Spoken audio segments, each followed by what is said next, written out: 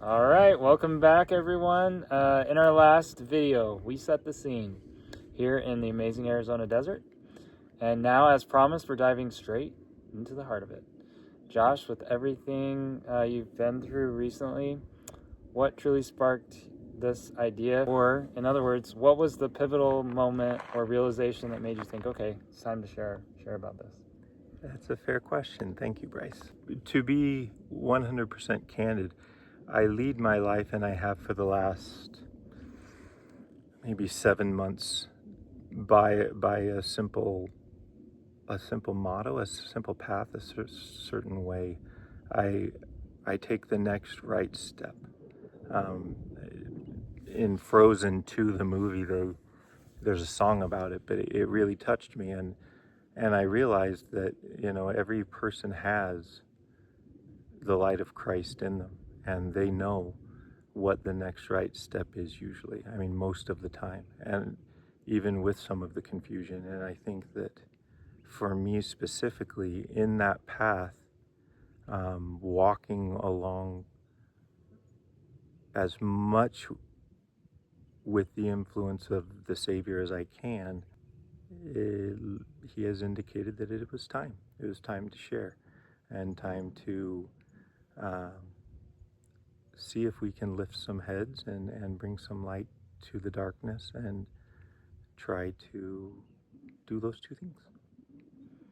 Yeah, really those are the two goals of this channel, to be honest, is to lift the heads of the fallen and give people a place to be at peace and be themselves, be happy and relax, enjoy some music and discuss some,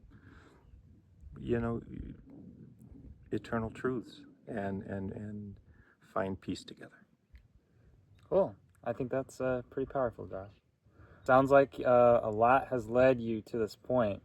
Can you tell us, looking back at everything you've navigated, what's one thing that you've learned about yourself that has surprised you the most through this process? I have learned through many experiences that I'm willing to do it, and that surprises me. That surprised me at the beginning, is that I am able to do all things through Christ.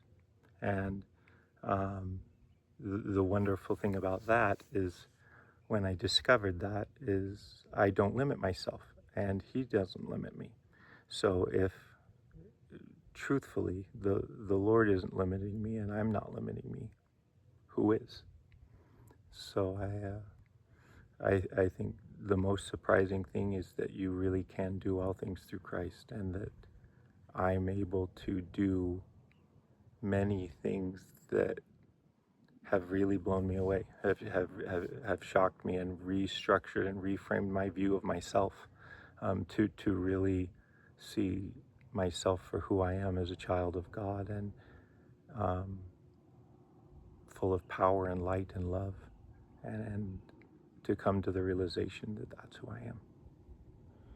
I think that's a huge takeaway. And for anyone watching who might be going through some tough times themselves, what would you say was the biggest challenge you faced, and how did you find strength or perspective to start navigating through it?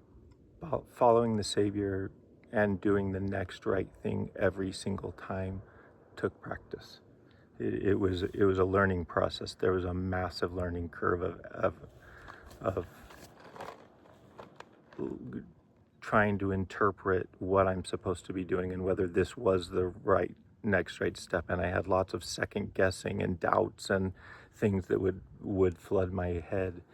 And maybe this is a good time to kind of explain this, but the way it was explained to me, the voices specifically in my head were broken into 4 different categories. There was the adversary, who was the loudest, and there was the Savior, there was me, and there was a line for ancestors and angels.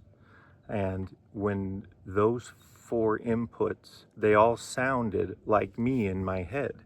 And so it was, I lived a life of great confusion, lots of inputs, lots of different second guessing, but the loudest voice in my head was always the adversary. It was always, you're not going to make it. This isn't going to work. This, you know, the second guessing type things. And when I started to pray to reduce that influence, to lower the volume, at least to minimize it in every way I could, and made it my primary focus, I was able, working with the Lord, to lower that to a point where I have effectively become still. And that is something I've always wanted since I was a 10-year-old kid. Like my three dreams as a kid have always been to be healed, to find God, and to find myself. And truthfully, I searched everywhere. I searched the entire universe. I searched for him in adventure. I searched for me in achievement. I earned degrees, and I flew around doing highly complicated work for large companies, and I thought that was it. And I thought building a big family and structuring it just perfectly and making sure we go to church on time and we, you know, that they're provided for. I thought it was there, and I thought it was in a million different places, but I didn't find those three things in any of that. I didn't find true healing, and I didn't find myself, and I didn't find the Lord. I didn't find him to the level that I did when it was all eviscerated, when it was taken away from me. When I hit kind of the bottom is where I found him. And that changed my perspective on life and on the world, and it gave me a new hope.